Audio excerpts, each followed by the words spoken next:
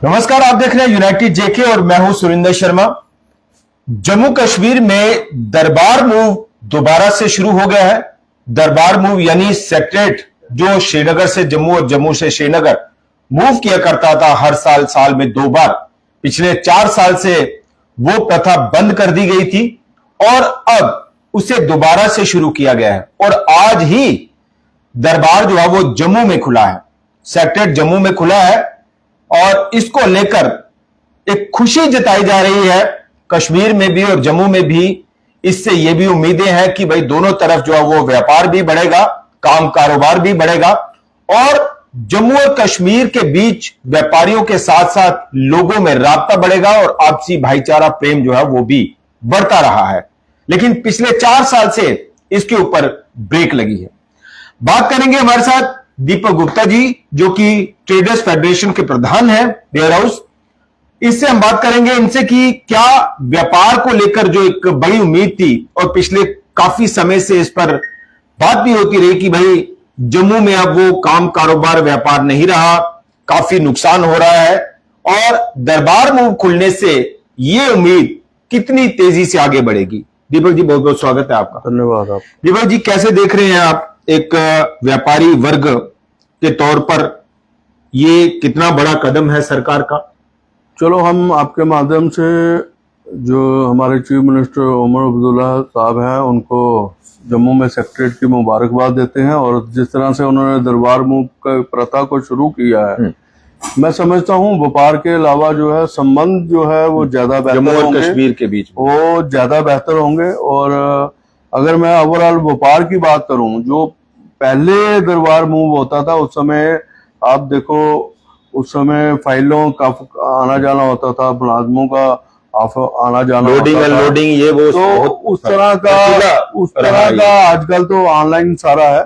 लेकिन फिर भी जो व्यापारियों में उत्साह है, क्योंकि कारण क्या है कि अगर जम्मू की तरफ दरबार आया है तो जो भी है यहाँ पे रहेंगे, वो खाएंगे पिएंगे, होटल जो है उनको भी, होटल बिजनेस को भी अच्छा फर्क पड़ता है और जो बिजनेस कम्युनिटी है उसको भी फर्क पड़ता है और सब आपस में लेन देन जो है, आपस में विचार विमर्श का भी लेन देन शुरू होता है।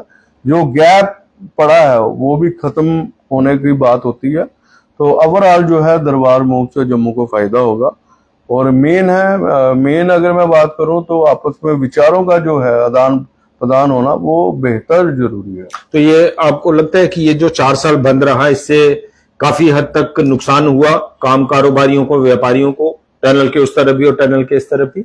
नहीं, नुकसान या थोड़ा सा स्लो डाउन हुआ? नुकसान नहीं होता। जब अब ट्रेन जो है कश्मीर जो है कश्मीर की तरफ जा रही है, ये हमें सोचना ही पड़ेगा। इसका अल्टरनेट बैकअप क्या होगा? जम्मू को बड़ा सोचना ही होगा। मेन हम यहाँ देख रहे हैं कि आप ठीक है, दरबार मूव जो लोग चाहते थे सरकार ने कर दिया, लेकिन लोगों की एक्सपेक्टेशन जो है उमर अब्दुल्ला साहब से बड़ी है और क्योंकि लोग ये चाहते हैं कि ट्रेन जो है श्रीनगर जा चुकी है। आप देखा होगा एप्पल भी जो है ट्रेन के माध्यम से गए हैं। अब ये चैलेंजेस है इस गवर्नमेंट के लिए कि आप जो है टूरिज्म को कैसे बढ़ा सकते हो और जो हमारे ये बंद पड़े प्रोजेक्ट है उसको कैसे, कितनी जल्दी आप कर सकते हो।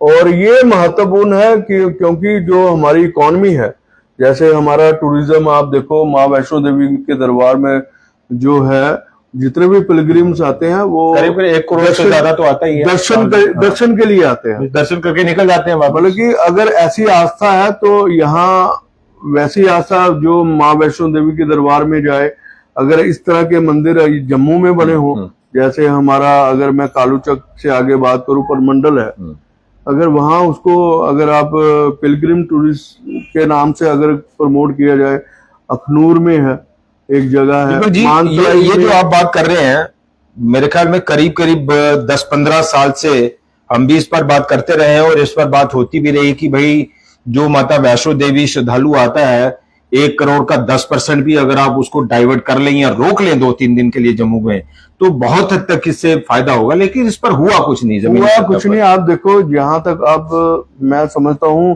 आप सूरीसर गए होंगे, यहाँ से आधे घंटे, अभी 2 दिन पहले गए हम। आधे घंटे का रास्ता बुरी हालत है वहां, आधे घंटे का रास्ता है।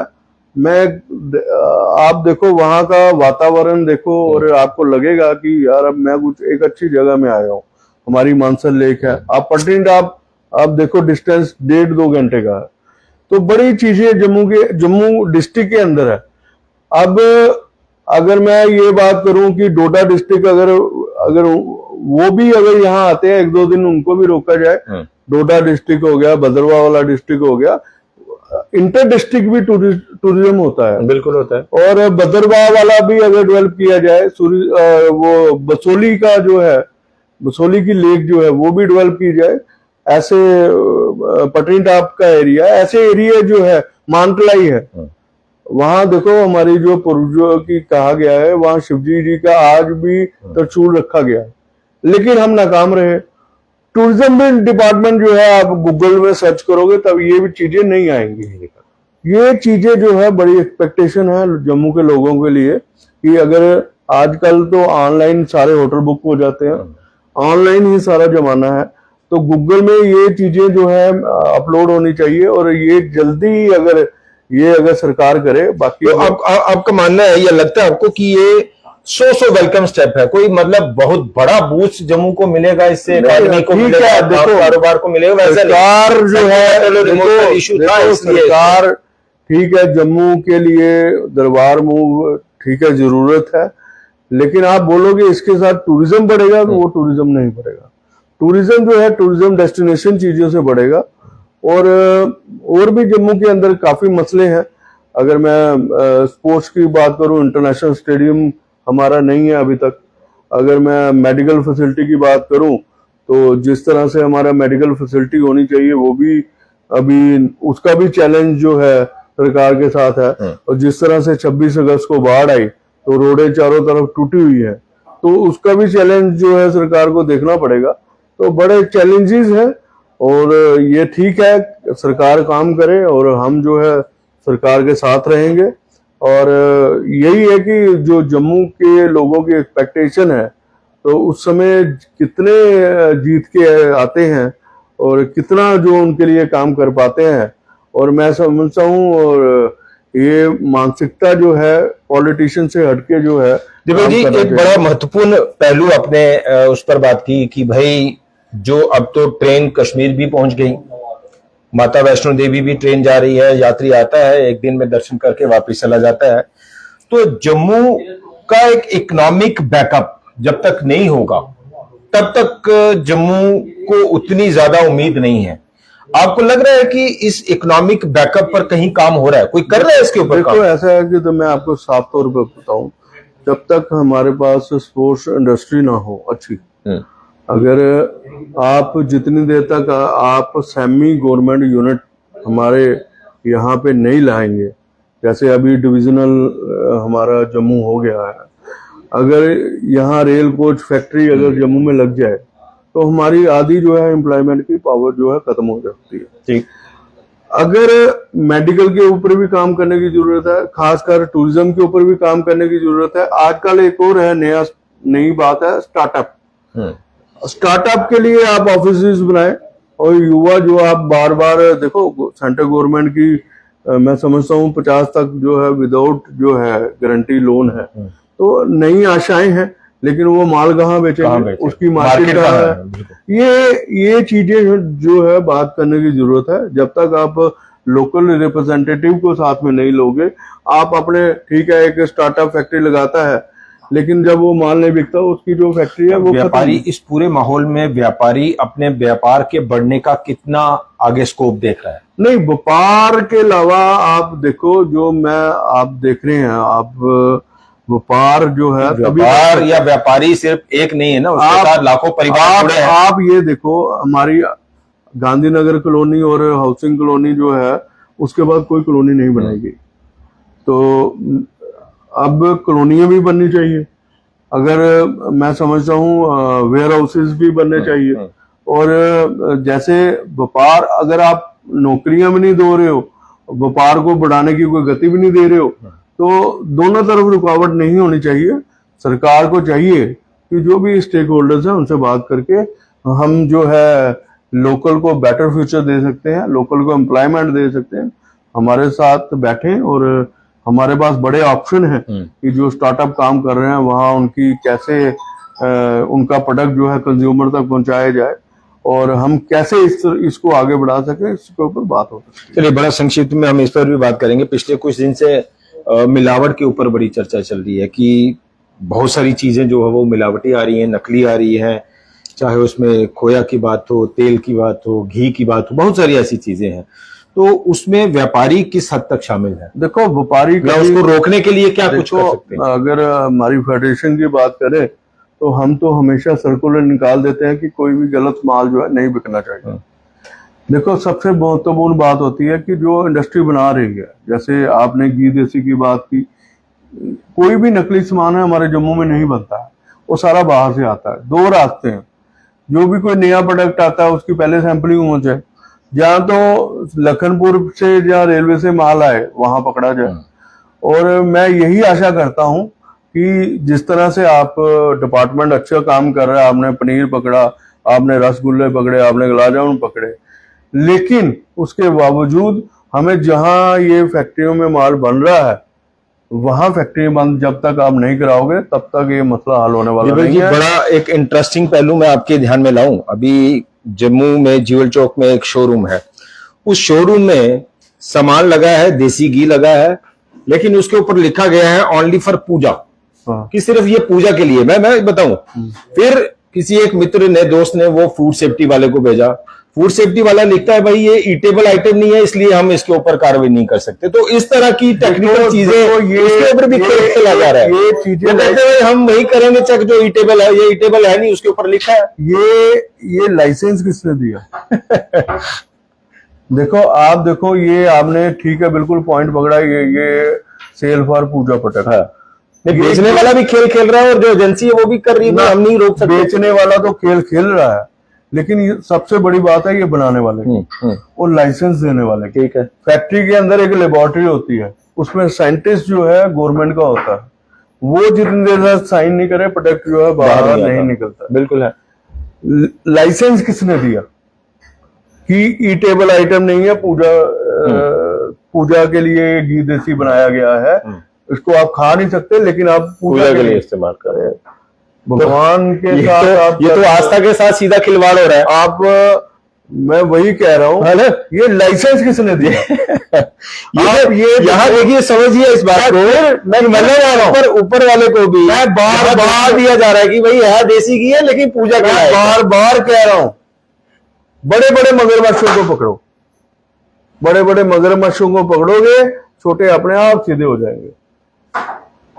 जब तक आप पनीर एक बार पकड़ा, 2 बार पकड़ा, 3 बार पकड़ा, 4 बार पकड़ा, अच्छी बात है, लेकिन आपने ये नहीं पकड़ा कि वो पनीर बना कहाँ है, मैन्युफैक्चर, और वहां क्यों नहीं बंद। वहां भी डिपार्टमेंट फूड सेफ्टी वाले हैं, हिंदुस्तान के अंदर है, पंजाब में बन रहा है या दिल्ली में बन रहा है, वहां भी फूड सेफ्टी के डिपार्टमेंट है। आप जाइए, एक चोरी होती है जम्मू के अंदर, वो यूपी में चले जाता है, यूपी की पुलिस जाती है और वो चोर को पकड़ के लाती है। ये कौन सा तरीका है? अगर पनीर अगर अमृतसर में बन रहा है या दिल्ली में बन रहा है तो वहां के लोग क्यों नहीं जा रहे हैं? तो जाइए और फैक्ट्री बंद कराइए। अगर डिपार्टमेंट नहीं जाता तो उसमें आप व्यापारियों का कोई रोल मानते हैं कि व्यापारियों को भी थोड़ा सा देखो मैं सपोर्ट करना पड़ेगा, आगे आना पड़ेगा? देखो, हम हमेशा आह्वान करते हैं। अब देखो, आटा खाने से लोग बीमार हुए, वो आटा 4 साल बिक रहा था। बेचने वाला कहीं आप उसको कोई क्वेश्चन मार्क नहीं है। देखो, ये तो काम है लेबोरेटरी का। ठीक, फूड सेफ्टी डिपार्टमेंट ने लोग ही है ना, हर दुकानदार बेच रहा था। फूड सेफ्टी डिपार्टमेंट के अफसर हर दुकान पे जाते हैं, चेक करते हैं कौन सा सामान गलत है। 4 साल से बिक रहा था, लेकिन जब लोग बीमार हुए तो फिर आपने जो है सैंपलिंग की, फिर हो हल्ला होता है। तो मैं यही कहता हूं कि पहले सैंपलिंग हो जाए, नया प्रोडक्ट आए, आप बोलो जो भी दुकानदार को बोलो नया प्रोडक्ट आए उसकी सैंपलिंग करो। आपके पास वो बस है, इनके पास जो है वो बस बनी हुई है, उसके अंदर लेबोरेटरी है, तो आप एक दिन वेयर हाउस में लगा लो, एक दिन करकमंडी में लगा लो, एक दिन नरवाल में लगा लो, एक दिन टिकुटा नगर में लगा लो। फ्रेंडली एटमॉस्फेयर लगो ना। आप बोलोगे कि हाँ भाई अगर इसमें गलत पाया गया तो फिर आपके ऊपर गया, आप इतना करो, इसको वापस भेज दो। मेरी सिर्फ कंसर्न या अपील ये है कि व्यापारी थोड़ा इनिशिएटिव ले लें इस बात को लेकर। नहीं, हम तो हमेशा इनिशिएटिव लेते ही है। वो चीज। अब देखो मेरी बात सुनो, अब पी मार्क का या ब्रांडेड ये फॉर्चून आ रहा है, ठीक, हम तो हमारे पास 100 रुपए की चीज है 101 की बेच दी। अब फॉर्चून के अंदर क्या गलत बना है ये तो फैक्ट्री वाले का काम है देखना, या फूड सेफ्टी का डिपार्टमेंट का काम है। अगर आप फ्रेंडली एटमॉस्फेयर से काम करोगे तो मैं समझता हूं आधे जो बीमारी है वो खत्म हो जाएंगी। अब देखो फॉर्चून रिफाइंड ऑयल है, पहले 1 लीटर का आता था 910 ग्राम, अब 750 लीटर आ रहा है। अब किसने लो किया? मेरी बात फिर आ रही है, उसके ऊपर 1 लीटर ही है। नहीं, उसके ऊपर 750 ग्राम रेट वही है। देखो गाहक जाता है कि मेरे को 2 पैकेट फॉर्चून दे दो, तो वो 2 पैकेट ले लेता है, उसके अंदर 750 ग्राम है, गाहक भी नहीं देखता और मुझे भी नहीं पता होता। अब मेरे घर में ही आया फॉर्चून, मैंने देखा यार 750 ग्राम है, तो वाइफ को क्या पता होगा। लेकिन मैं ये कह रहा हूँ ये लॉ किसने किया? मेरी बात फिर आती है कि ये लॉ किसने किया? दुकानदार के पास चीज बाद में आएगी, पहले मैन्युफैक्चर जितनी देर तक बाजार में नहीं बेचेगा, मैं मैन्युफैक्चर को भी गलत नहीं कह रहा हूं, ये लाइसेंस किसने दिया? जो एजेंसीज हैं उनकी जिम्मेदारी बड़ी बनती है। चलिए, और भी कई ऐसे पहलू हम दोबारा कभी आपसे समय लेंगे। फिलहाल ये कि जो दरबार मूव पर हमने चर्चा शुरू की, बात शुरू की, उसमें एक बड़ा महत्वपूर्ण पहलू है जो कहीं ना कहीं नोटिसेबल है, उसको ध्यान में रखने की जरूरत है कि इतना ढोल नगाड़ा और ढोल की थाप पर नाचने वाला माहौल नहीं है कि इतना बड़ा एक बहुत ज्यादा बूस्ट जो है वो इसको जम्मू की इकोनॉमी को मिल जाएगा दरबार मूव शुरू होने से। ठीक है, एक सेंटिमेंटल इशू है, एक प्रथा है, वो शुरू हो गई, कुछ हद तक इसमें काम कारोबार व्यापार में बढ़ोतरी हो सकती है, लेकिन जिस तरह से चीजें बदल रही हैं, ट्रेन टू कश्मीर शुरू हो गई और इकोनॉमिक इंडिपेंडेंस जो है वो कहीं ना कहीं उसकी तरफ जम्मू को भी सोचना पड़ेगा।